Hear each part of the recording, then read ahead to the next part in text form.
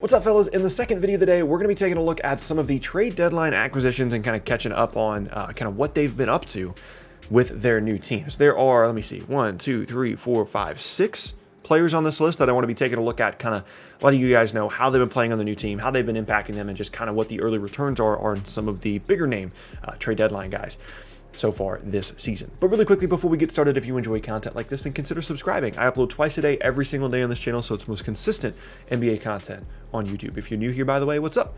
My name is Tucker. You can also leave a like rating on the video as well, and you can check me out at various socials and a Linktree link down in the description below. With those things said, let's go ahead and talk about some of these trade deadline guys. So we'll get to some of the names that I've talked about a little bit recently first, and then we'll get to some of the other ones. I think there's actually 7, by the way. No, it's 6. Is it 7? Is it 6? Who knows? We'll just go get into it. First up, the Denver Nuggets.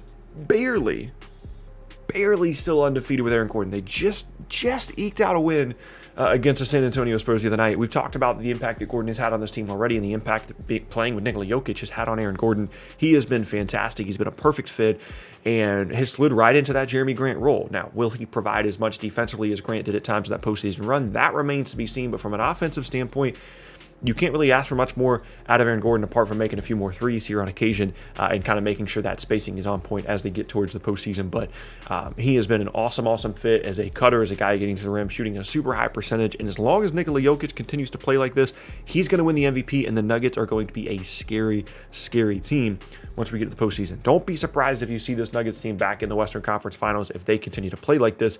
And if that is the case, that Aaron Gordon trade will have played a pretty big part in that for the Nuggets. Next up, really quickly, again, we'll talk about someone else that we've already made a video about, and that is Nikola Vucevic with the Chicago Bulls. The Bulls, unfortunately, are struggling right now. They did beat the Nets the other day. They lost to the Hawks last night despite Zach LaVine's huge first half. They gave up 42 to Trae Young, and Vucevic has been fine. He's been scoring well for them, played well in the Nets game. It's just an overall thing right now for Chicago. It's not anything specific to Vucevic. Just defensively, they're having problems, and it's tough to kind of adjust your roster in the middle of the season, even if it's guys like Otto Porter, Wendell Carter Jr. leaving.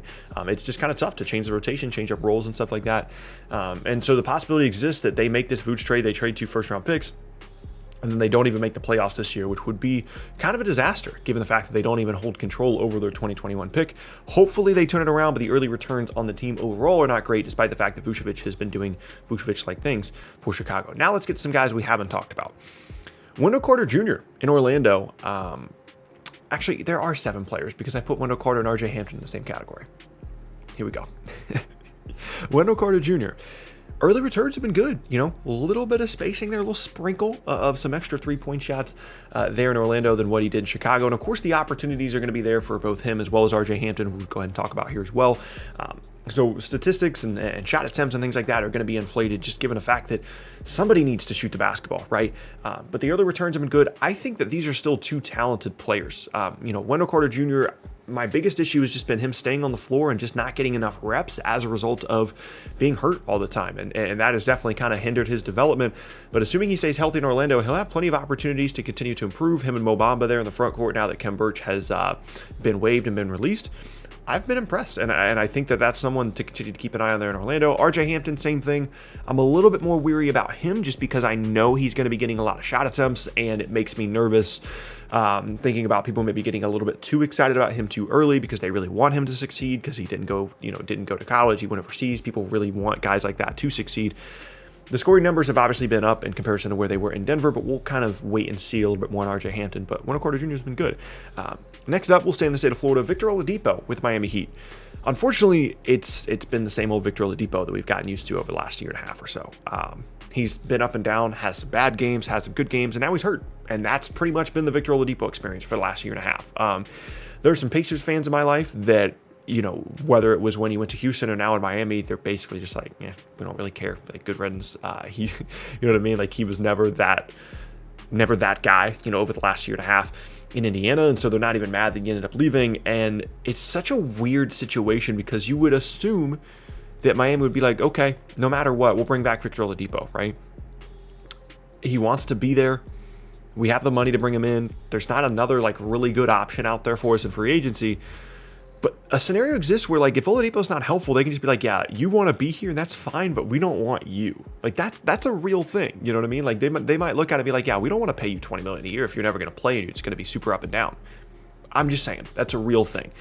Returns on Victor Oladipo so far are pretty much exactly the way that they've been, again, for the last year and a half. Up and down and hurt. And unfortunately now he's hurt. Hopefully he gets healthy. Everything's fine. But I'm just saying, that's kind of, about as bluntly as I can possibly put it. Next up, Evan Fournier. Had a really interesting start in Boston. This Boston team, Funky's having a rough time. We'll just put it that way. Fournier hasn't played in the last couple of games, due to some protocol stuff. His first couple of games in Boston weren't fantastic, but then he had a couple of really big games, and kind of the analysis on him is pretty simple. He's going to be a guy that's going to be out there and can do stuff for Boston, which is such a stupid way to phrase that, but that's the bottom line, right? Boston is not nearly as deep of a team as we thought that they were, especially if Kemba's struggling, especially if Marcus Smart is struggling. It's basically Tatum and Brown, and that's it. So Fournier gives him another guy that can come out there, he can score, he can facilitate, and just do some things on the court rather than just stand in the corner and not make a shot. So in that regard, he's been helpful, and he's a guy that did not cost them a lot. He's a free agent, all that stuff, and he has fit well into his role. And I would imagine this is going to be an impactful trade once he gets acclimated and once he can actually come back to the team. As of right now, as I said, he is away from the team, but I do think the early returns have been good. And for some reason, don't ask me why, I'm still holding out hope that this Boston team can end up being something this season. I don't know how likely that is. I don't know how likely it is that they are any kind of a threat in the Eastern Conference. But if they are, it'll probably have something to do with Smart, Kemba playing better, as well as the fact that, Evan Fournier not only rejoins the team, but is a pretty nice little scorer for them off the bench. Kind of does some things for this group. Last up, Norman Powell in Portland, a guy that I don't really think is getting a ton of buzz. He's had, a few really big games, one huge game for them, and it's pretty much been the same Norman Powell, you know what I mean? The one game that he was, had huge numbers, he got to the free throw line a ton. Other than that, he's going to attack the rim, make a couple of shots on the outside, defend a little bit. The problem with Portland as a whole is they beat up on bad teams, but they still have issues playing some of the best teams in the league, and that has not changed now with Norman Powell there in Portland. I'll continue to keep an eye on him and kind of see how things go for him moving forward. You could make the case that they should have just kept Gary Trent. Because it's not like trading, Gary Trent for Norman Powell has made this suddenly a title contending team. Portland they're good, but they're always just going to be kind of there, despite how good Dame is, despite how good CJ McCollum is, despite bringing in Robert Covington and Norman Powell. They're always just going to be kind of there, and that's pretty much where they still are. Not that Norman Powell's been bad for them; he's had some good moments. It's just pretty much same old Portland at this point. So let me know down in the comment section below what you've thought of some of these guys now post-trade deadline, or if there's a player that's playing extremely well that I've just missed that you think I should have talked about in this video. These are some of the guys that have come to mind for me. Of course, I didn't cover literally every single guy that was traded at the deadline this year, but the Gordon thing we've talked about. The Vucevic thing is really, really interesting because I think kind of the assumption was, okay, they make the move for Vucevic. They're only giving up Carter and Otto Porter in terms of their immediate team, and then they're giving up the 2 future picks. So this trade should equal the playoffs for Chicago, and if that isn't the case, it's a tough look. It's a tough look for Chicago, let's put it that way. The Magic are a team that is just very weirdly interesting to me now because they've got these future picks, they've got these young players, they've got Isaac and Fultz, hurt that they're trying to get to come back for next year. And there's a scenario where the Magic are good next year and they have the upside of these future picks as well. I find myself, and I'm already realizing that over the next handful of months, I'm going to be way, way too interested in the Orlando Magic. There's no reason for me to be as interested in them as I'm going to be over the next couple of months. The Oladipo thing is just annoying at this point. You want the guy to get healthy and you want him to be Victor Oladipo again, and he just hasn't been for a while.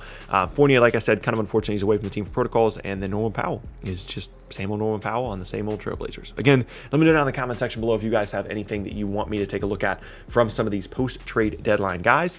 These are pretty much my only thoughts on them so far. But that is going to be the end of the second video of the day, and I thank you guys very much for watching. Once again, my name is Tucker. If you missed any of my previous videos, be sure to check out the boxes on screen. You can leave a like rating on the videos as well, and you can check me out at various socials and a Linktree link down in the description below. There's a ton of different socials down there. If you guys want to come hang out with me on Twitter, on Instagram, on Twitch, on anything, you guys can come hang out over there. It's a great place to do so outside of the videos. It's way easier for me to interact with you guys on those sites than it is in the comment section sometimes. I do my best to respond to comments when I have the time, but for the most part, those other socials and stuff like that are going to be where you can kind of get a little bit more interaction with me if that is something that you are interested in. But with all those things said, hope you guys have a fantastic rest of your Saturday. Keep an eye out for more videos from me tomorrow, again, twice a day, every day, and I will see you all next time.